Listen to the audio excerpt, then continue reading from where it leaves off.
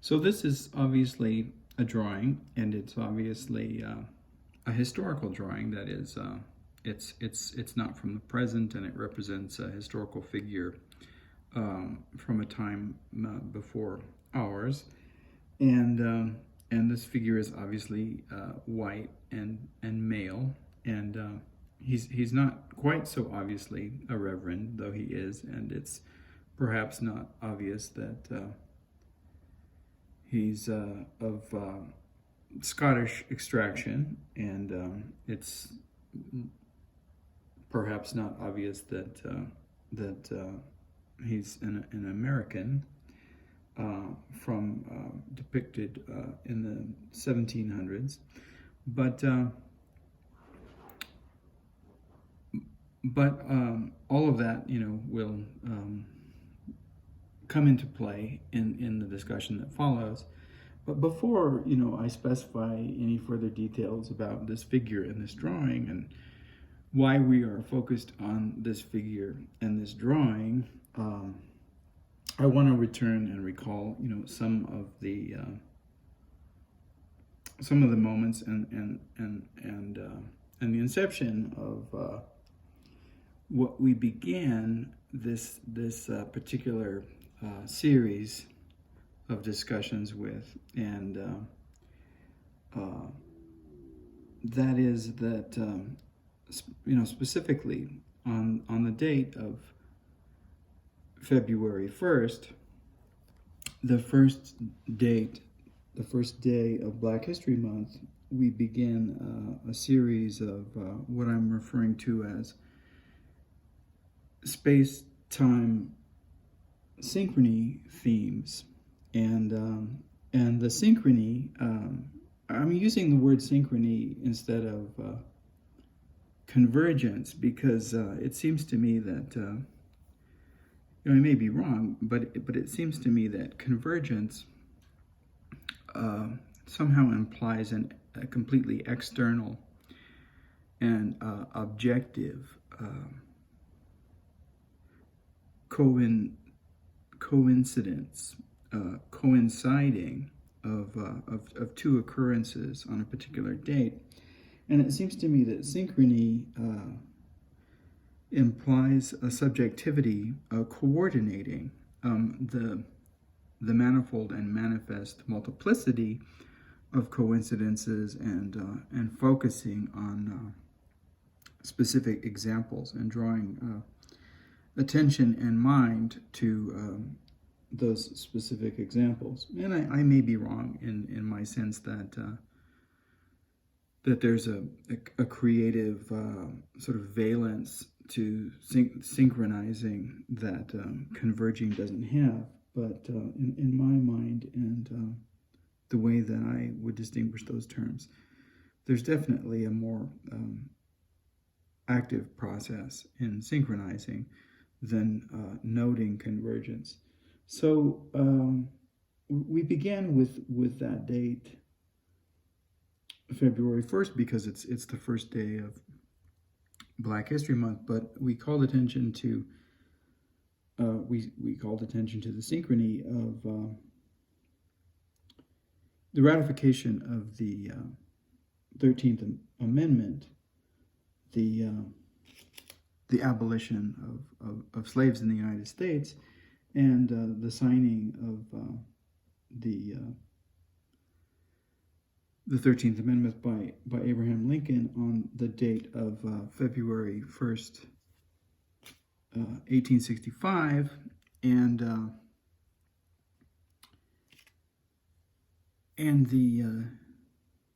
the birth date of Langston Hughes, the Harlem Renaissance poet, on February 1st, 1901.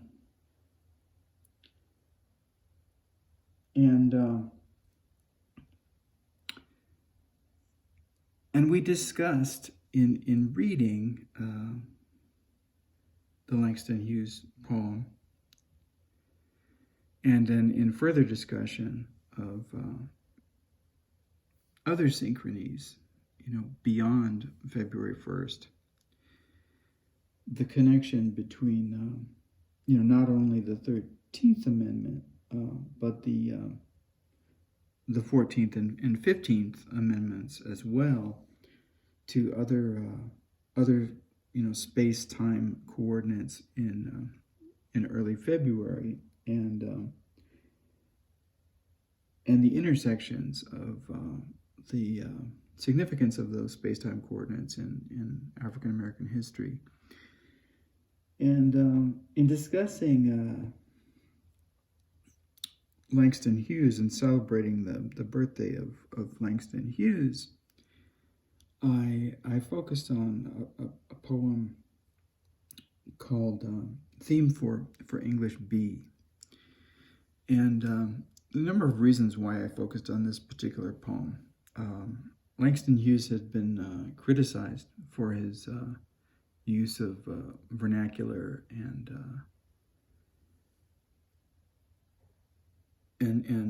African American dialect in some of his in much of his work, and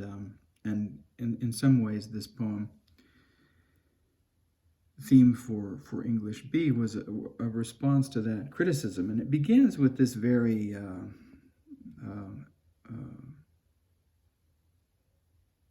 one could say, whitewash or abstracted language, classical in a sense, right? Where the intonations of verbal dialect are noticeably absent in the poem, and the context and the content of the poem, express this request made by a white professor who's partly autobiographical from Langston Hughes' experience and partly fictionalized by the construction of this poem, who requests from his African American student, the only African American student in his class, that and the rest of the class as well, that they go home and write something from the heart, and because it's from the heart, it will be true. And this request is made in these very sort of canned rhyme couplets that don't express much personality or vernacular experience. And then this is sort of played out in the response that the young African American student has in writing about his background and history, and narrating the course of his journey, and we see that the course of this young man's journey is also the course of a whole culture, and the discovery of Harlem is an important part of that journey. And the discovery of Harlem is all about acoustics and sound and music and things that are heard, right? So this subject that is being asked to write from the heart, in some ways, returns to the ear, and the ear becomes the heart in a certain way. And then there's a kind of critique of the abstract universal subject that that's implicitly embedded in the white professor's request, although the white professor is certainly not aware of it, right? No mention of race or color is made in the request, but the dynamics, everything to do with the social context and the economy that regulates it, has to do with racial experience in the United States. So that was the origin, and in the discussion, I attempted to call attention to one of the themes that's been important for my work, in not only on the YouTube channel, but across decades of work, and that was underscored in the relationship that I had developed with Dennis Brutus, who was a survivor and of African apartheid, but also an activist challenging institutions of racialized oppression, across continents and across institutions for his, basically his entire adult life, and the one of the apparatuses of oppression is censorship and silencing, and silencing is can become part of an apparatus of disciplinary punishment, and it can also become institutionalized via economic and other accesses to those venues in which speech is possible, meaning that it can merely be performed, and I use the word merely somewhat ironically, via publication denials and misunderstandings and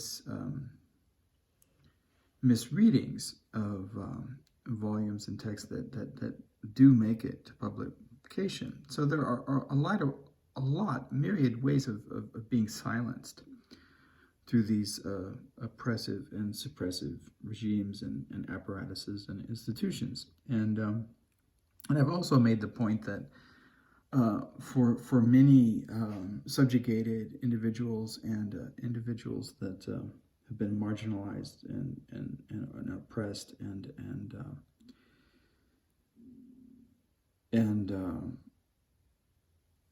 denied, basic human rights. Telling one's story is already a more difficult process to begin with than it would be for a subject or for a positionality in which open ears are always already waiting and eager to listen to one's story. So for those who've been silenced, for those whose languages have been stolen from them, for those who have been told, since they were children that they cannot speak or they cannot read or they cannot go to school, then these individuals already begin the process of narrating their lives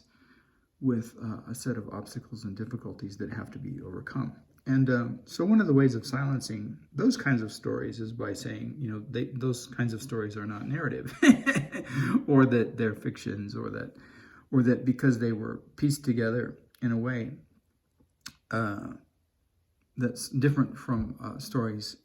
like this individual might have told, that they are either not stories or that they are somehow of less intrinsic value. So obviously, the particular piece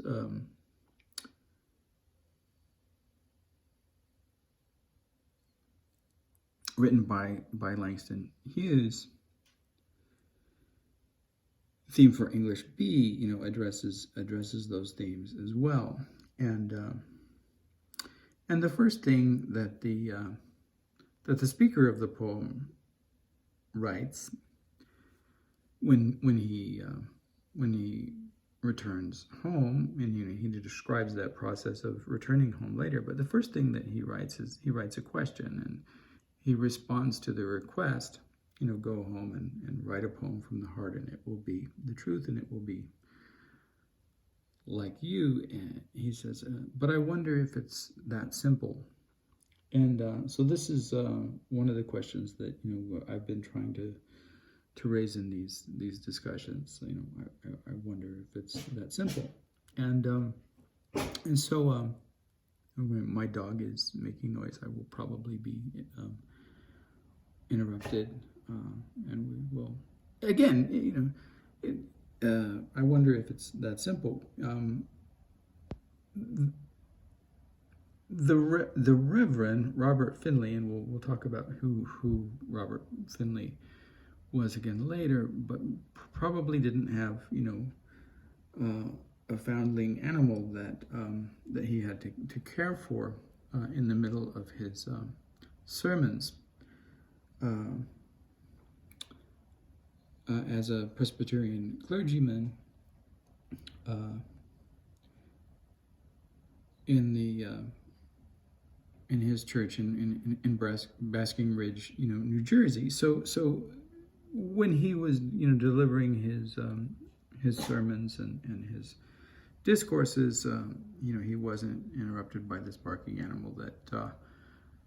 that he had to care for, right? So that's a certain kind of privilege, and not understanding the difference is trivial, obviously, in terms of a comparison to other forms of silencing and interruption, but to the point in terms of the material reality of the expressions of our world, and the way that those material realities either are insulated by the kinds of social vacuums that protect us, or they're not. And so in talking about Theme for English B, I narrated my experience of the same landscape and social and physical ground, and that landscape includes that area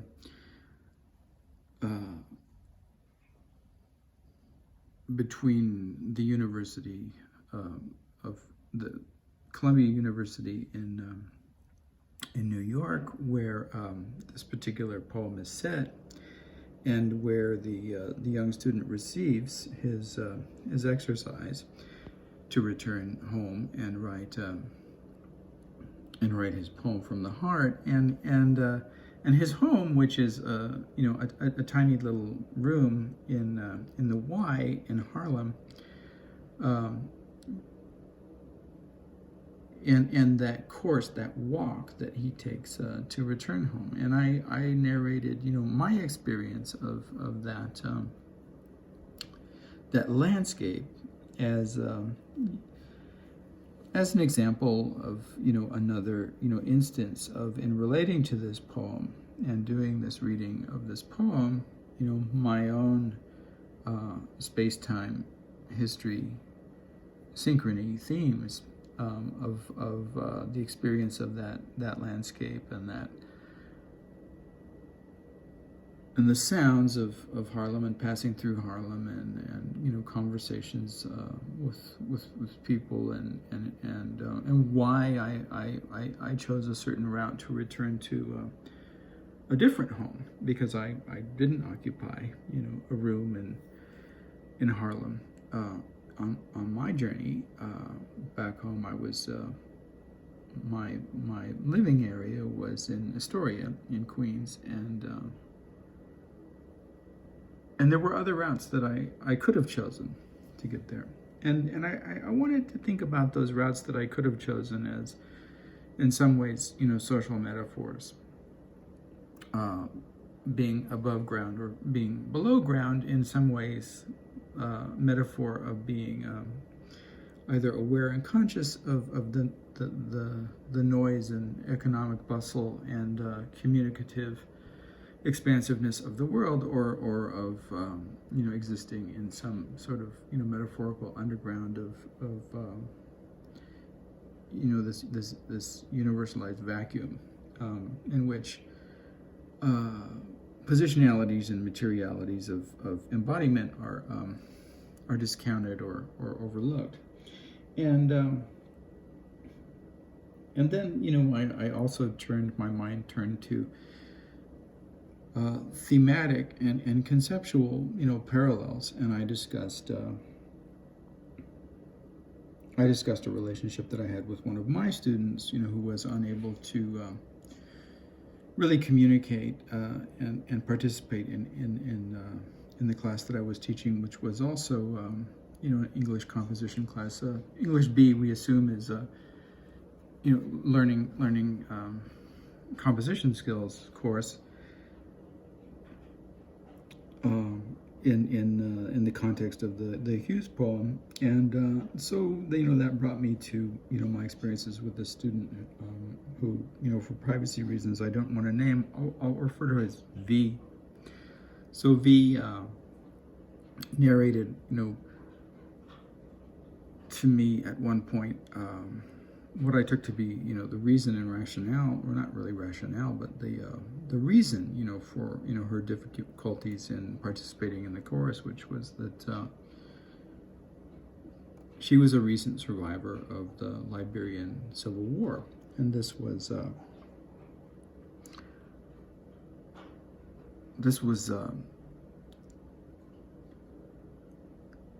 in 1995, and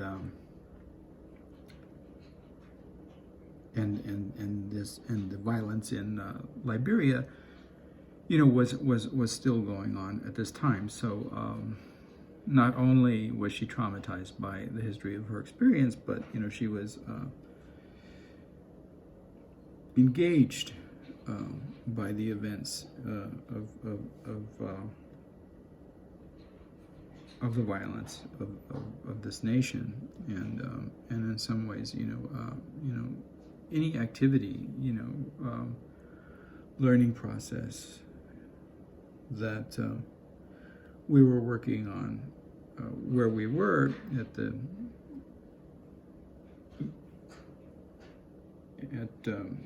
University of Stony Brook, New York, SUNY Stony Brook.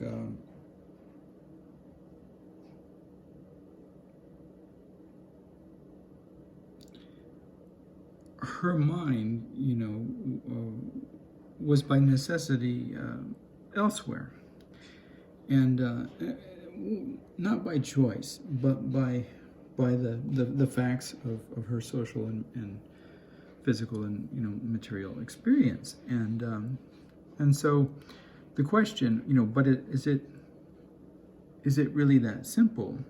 Obviously, arose in my relationship to her ability to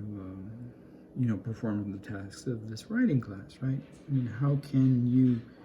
just go home and write the assignment when not only are you experiencing the trauma of your past, but these traumas are being inflicted upon your relatives and friends and countrymen in the elsewhere that you cannot escape, right? Because it belongs to that set of emotional and historical and social experiences that define you in powerful ways, and so your heart is already elsewhere and fragmented and literally torn apart to begin with, and so there's nothing really simple about it. I tried to bring those things together in various ways, and so today, February 6th, and I was thinking about the date yesterday, and then we'll explain why we're looking at this particular drawing of this particular individual. So today, February 6th, marks the date in 1820, which was the first organized emigration of freed African American slaves to the state of Sierra Leone in West Africa, which became a colony and ultimately an independent country, and that country and colony is referred to as Liberia. So again, my memory of my experience as an English teacher in very much the same kind of capacity as this fictionalized version of a young Langston Hughes in the poem Theme for English B, plays the role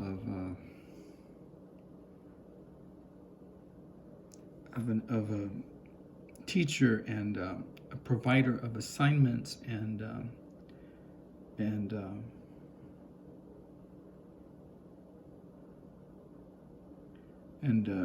mentor in some sense of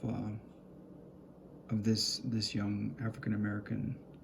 student learning how to write. I provided that same kind of role for V. And in this moment in 1995, in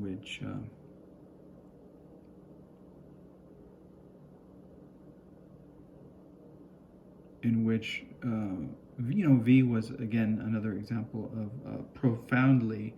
socially displaced subject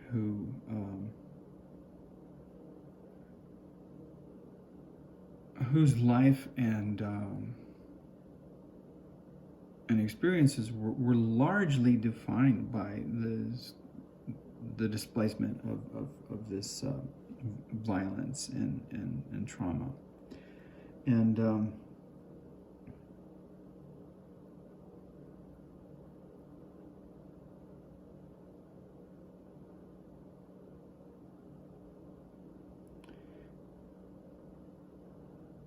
so today's date,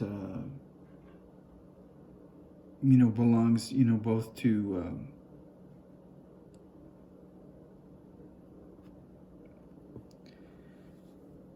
Black History Month and in general, and to my personal experiences and the course of my mind in making certain connections and thinking about history. In some ways, it's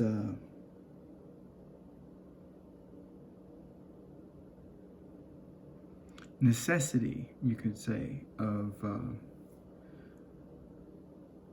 the phenomenology of my own memory and experience, and so this necessity also reminded me that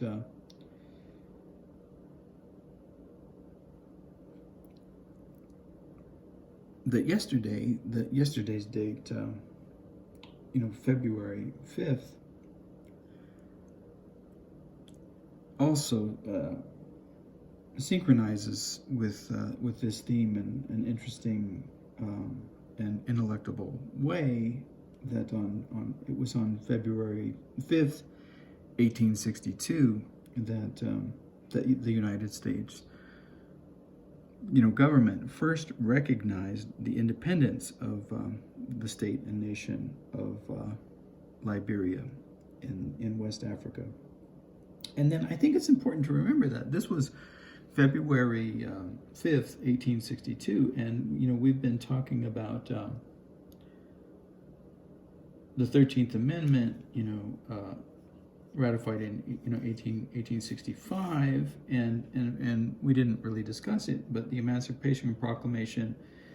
that was first stated by Lincoln on September 22nd, 1862, and then and the date of its inception is mentioned in that speech, which is January 1st, right, 1863. That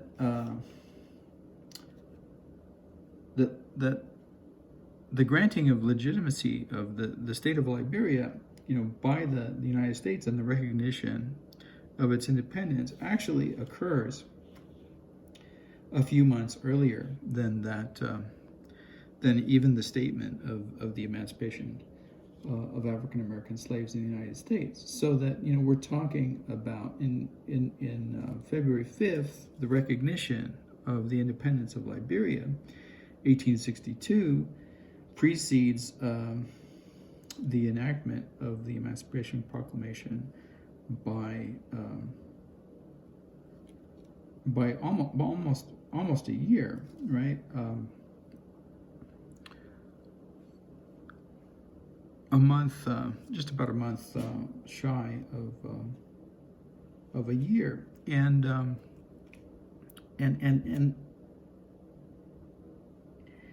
precedes the 13th Amendment, obviously, which wasn't signed until February 1st, 1865.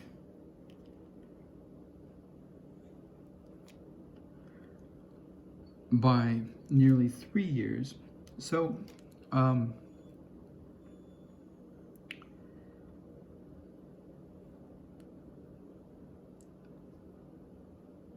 so the context for the 3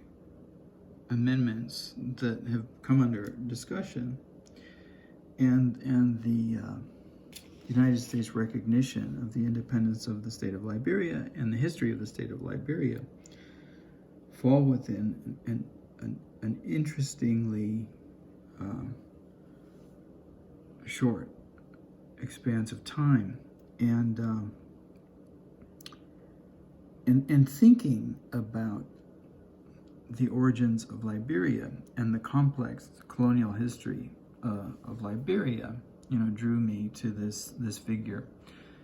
the Reverend Robert Finley, and he was a Presbyterian clergyman and one of the founders of what's referred to as the American Colonization Society. Okay, and this society first established the colony of Liberia in West Africa as this site and designation for freed African American slaves. And so this wasn't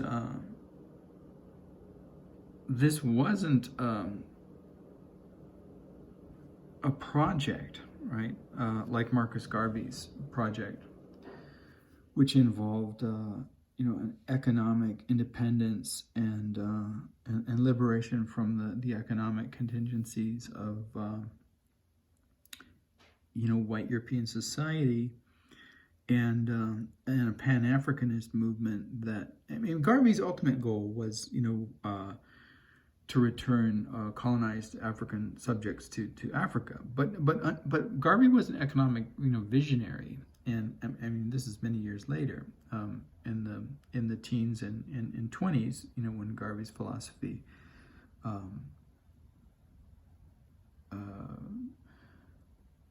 took root in the United States and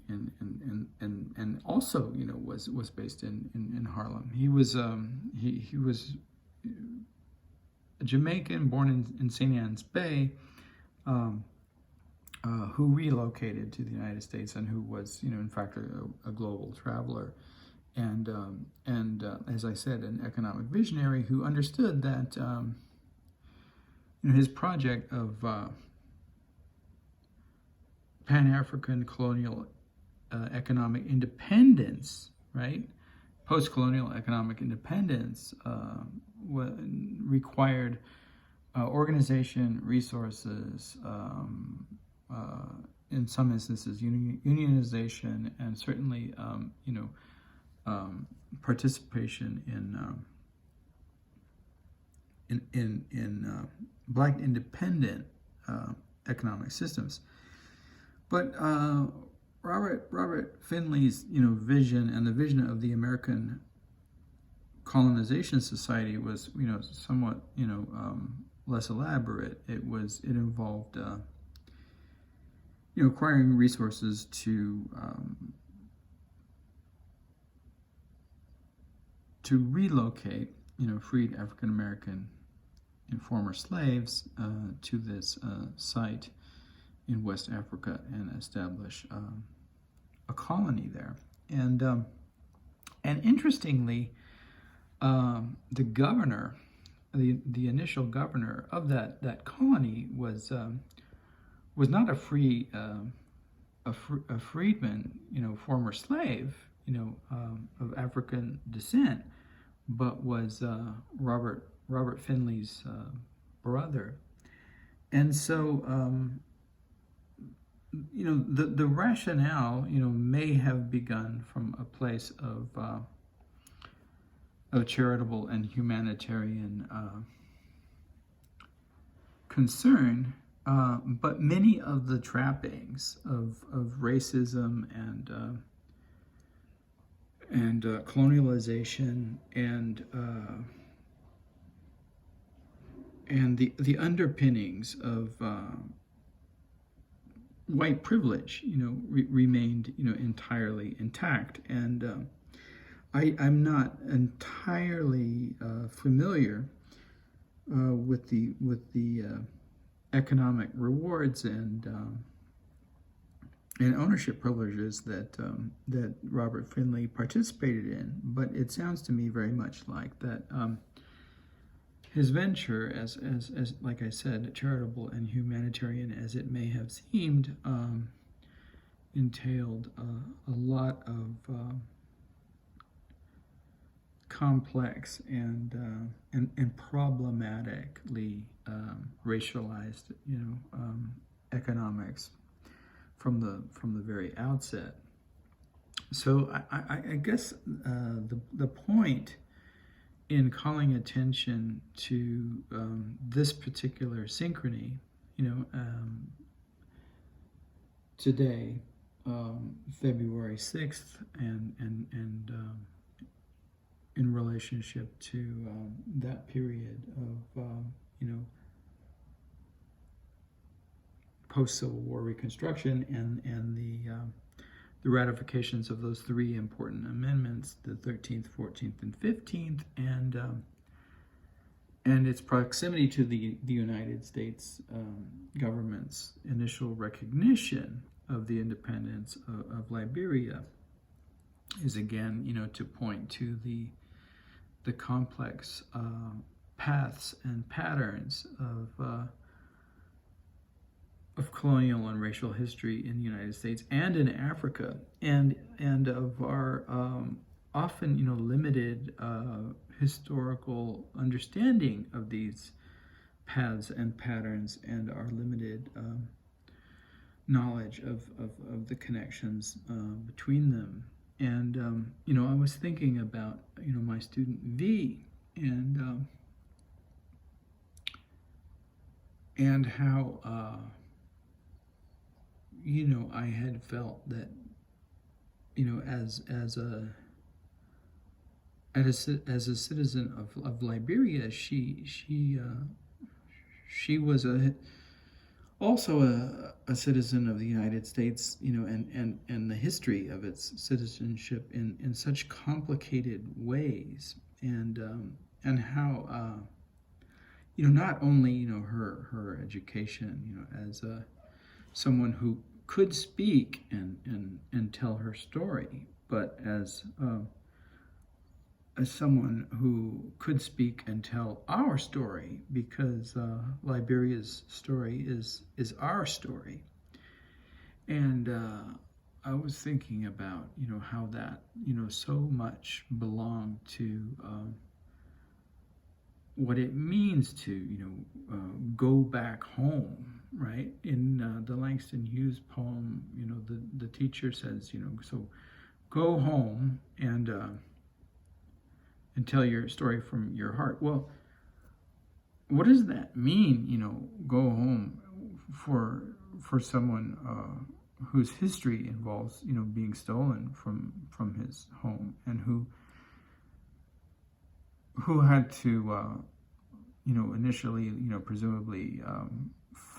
the family had to find their way right to Winston-Salem because of oppression and segregation in the South. And so that home, even where that young man was born in Winston-Salem, was already a displacement. And then in order to go to college, because of segregation, that young man had to find his way to Durham, where there was a historically black college. And then from there, that child, was displaced once again, or that young man at this point, was displaced once again when he made his way to New York and Columbia University. So, and then, the idea of this little room that presumably, may not even have, running water, that might be something that the young man has to find in the hall of his YMCA, dorm room, right? And so this tiny space of privacy can't in any way, be referred to as a home, and yet, he very clearly establishes that the home that he finds in Harlem belongs to this experience of other Black people, and this community that's formed, this culture that's formed out of this robust, thriving and noisy, even right, vernacular experience, so go home and write from your heart. Also resonates again with not only V's home and what that might be, but where that home comes from in terms of American history and U.S. history and our history, right? So how can one not see V's home as part of our historical experience, and yet, again, it's so difficult to get to because of all of this history, as well, and to begin to talk about it and to see it clearly, and to see the paths and routes of displacement under these colonial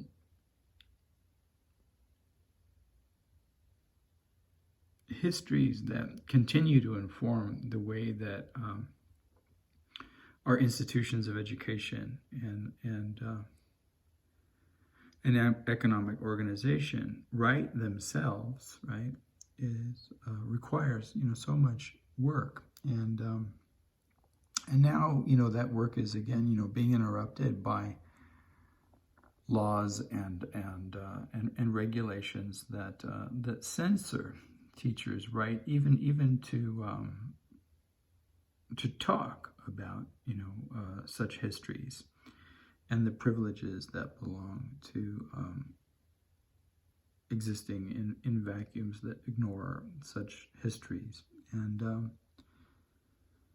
it's never ever quite that simple. And so today is February 6th, and in 1820, on February 6th, a ship left from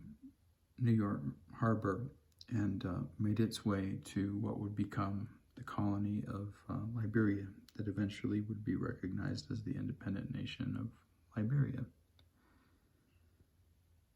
And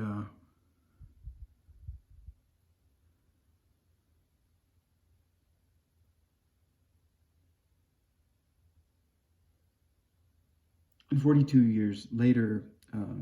the United States recognized the independence of that state on February 5th, which was yesterday. And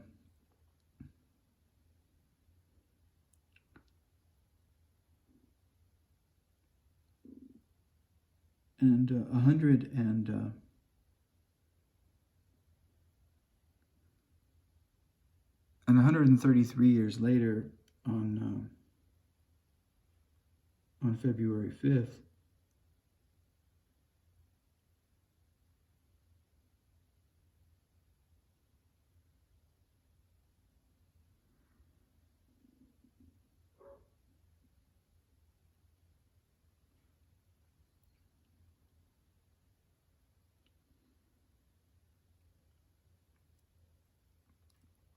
I would be in the town of Stony Brook, New York, in the University of New York at Stony Brook. I would be sitting with my student V, and she would be telling me the details of how she survived the atrocities of the Liberian Civil War, and I would be very much struggling not to display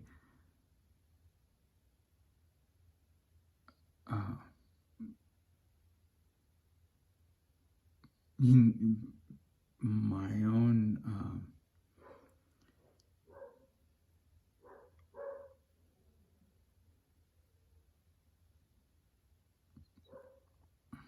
emotions in relationship to this story, because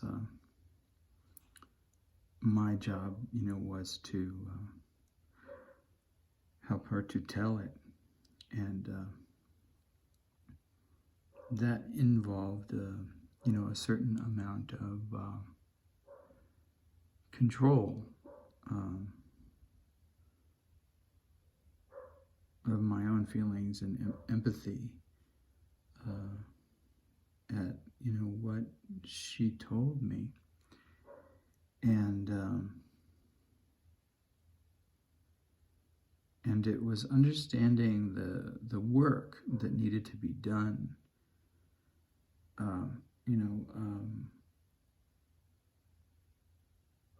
One of the last pieces that I did was around the date February 4, and the birth date of Rosa Parks. And one of the things that Rosa Parks said about overcoming fear is that when you understand what needs to be done, then you put that aside. And I think the same can be said of other obstacles that get in the way sometimes of doing the work. When you understand what needs to be done, you put that aside. So I was thinking about all of those things in relationship to this date and these early dates in February, and how those stories are difficult to tell for so many reasons.